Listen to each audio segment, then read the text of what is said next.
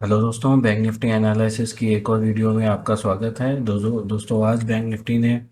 की क्लोजिंग से ये 18 पॉइंट नीचे जाकर 51,239 पर यहाँ पर अपनी क्लोजिंग दी है, जो कि कल की क्लोजिंग से मात्र 18 पॉइंट यहाँ पर नीचे आके बैंक निफ्टी ने आज क्लोजिंग दी है। दोस्तों आज का जो ट्रेडिंग सेशन था बहुत ही डल टाइप का था, किसी भी प्रकार का मूवमेंट नहीं हुआ। शुरू शुरू में जो आधे घंटे सिर्फ यहाँ पे जो मूवमेंट दिखाई दी, वो मूवमेंट यहाँ पर ओपन होने के बाद में यहाँ पे दिखाई दी, और एक इन्वर्टेड हैमर जैसी कैंडल जो है बैंक निफ्टी ने यहाँ पर बनाई है। बैंक निफ्टी पूरे दिन 51,500 से लेकर 51,100 की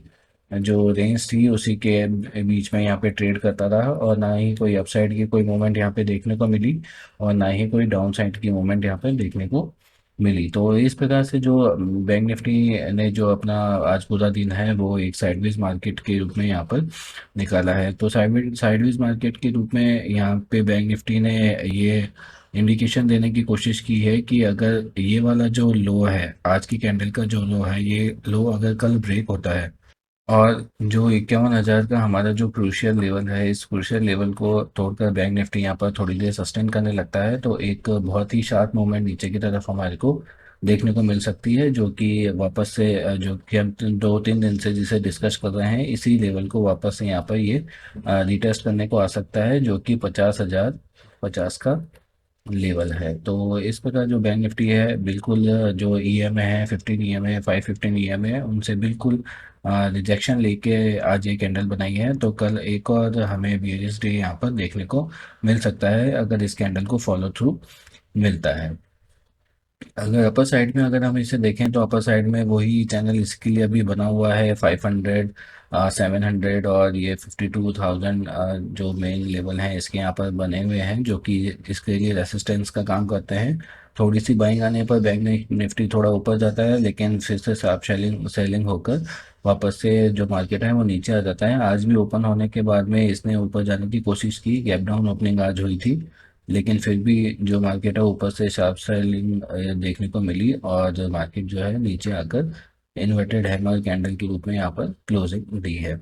चलिए 5 मिनट के चार्ट पर देखते हैं कि कल बैंक निफ्टी किस प्रकार से ट्रेड कर सकता है। तो मैंने यहाँ पे 5 मिनट का चार्ट लगा लिया है। शुरू में बैंक निफ्टी ने अपनी गैप डाउन ओपनिंग दी। गैप डाउन ओपनिंग देने के बाद में एक बहुत अच्छी बुलिश कैंडल, ग्रीन कैंडल यहाँ पर बनी, और ऐसा लग रहा था जैसे 2-3 दिन पहले जब बैंक निफ्टी ने अपना बुलिश साइन यहाँ पर दिया था, और इसी लेवल से वापस से रिवर्स होते हुए एक अच्छी कैंडल यहाँ पर ग्रीन रिकवरी की बनाई थी। उसी प्रकार के का जो सिनेरियो है आज होता नजर आ रहा था, लेकिन ऐसा कुछ दिखाई नहीं दिया, और बैंक निफ्टी ने वापस से ऊपर से अपर लेवल को जो 500 का लेवल था उस लेवल को टच किया, और टच करने के बाद में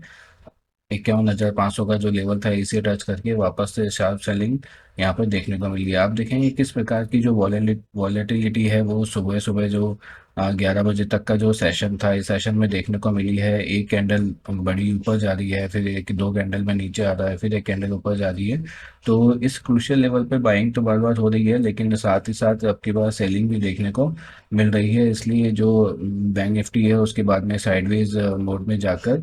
और आपने उसी लेवल पर ऑलमोस्ट क्लोज हुआ है जहां पर कल हुआ था। तो अब कल बैंक निफ्टी किस प्रकार से ट्रेड कर सकता है उसको अगर हम देखें, तो कल भी अगर बैंक निफ्टी के लिए अब ये एक चैनल यहाँ पर बन गया है। इस चैनल को अगर बैंक निफ्टी कल इसी रेंज में ओपन होकर अगर ब्रेक करता है, अगर ये वाला चैनल अगर ऊपर ब्रेक होता है 51,300 का जो ये लेवल है, ये अगर यहाँ पर ब्रेक होता है तो 51,300 के बाद में जो पहला इसका जो लेवल है वो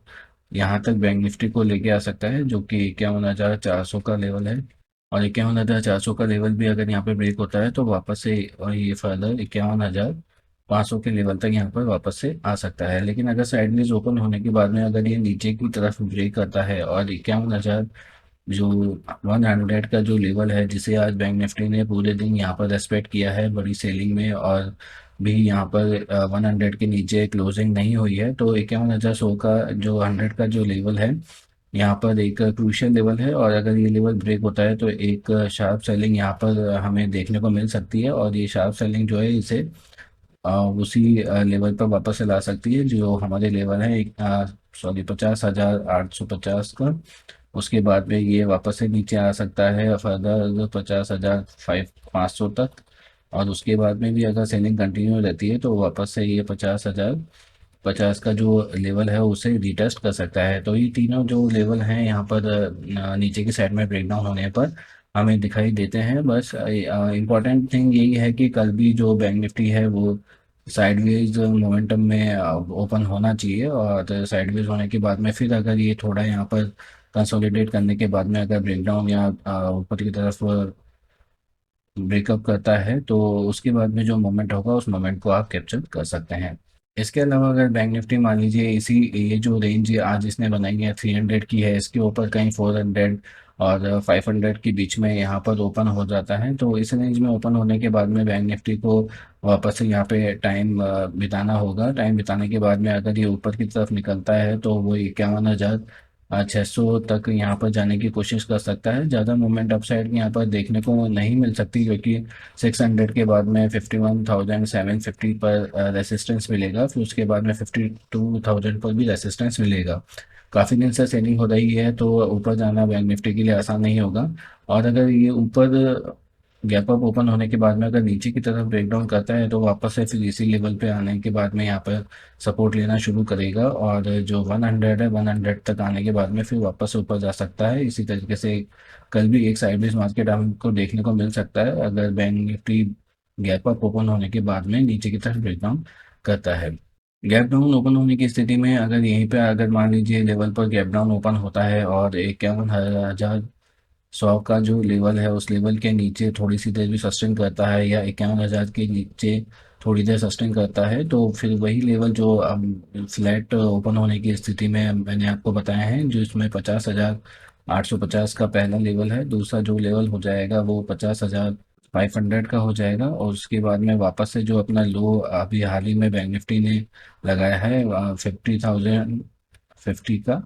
ये लो, इस लो को भी रिटेस्ट वापस से बैंक निफ्टी कर सकता है। लेकिन ध्यान रखिएगा, जब अगर नीचे की साइड की अगर मूवमेंट आती है तो उस मूवमेंट को आप लंबे पॉइंट के लिए और लंबी बड़ी क्वांटिटी के लिए ट्रेड कर सकते हैं, क्योंकि ये जो भी ये मूवमेंट होगी ये मूवमेंट बहुत फास्ट होगी, बहुत तेज होगी। बहुत दिन से बैंक निफ्टी इसी लेवल पर ट्रेड कर रहा है, इसी लेवल पर रुका हुआ है, बार बार यहाँ से बाइंग आती है। तो अगर ऐसी स्थिति में अगर वापस से सेलिंग आती है इस होल्डिंग के बाद में तो ये जो सेलिंग होगी बहुत ही शार्प होगी, और एक अच्छा खासा बूस्ट आपको प्रीमियम्स में देखने को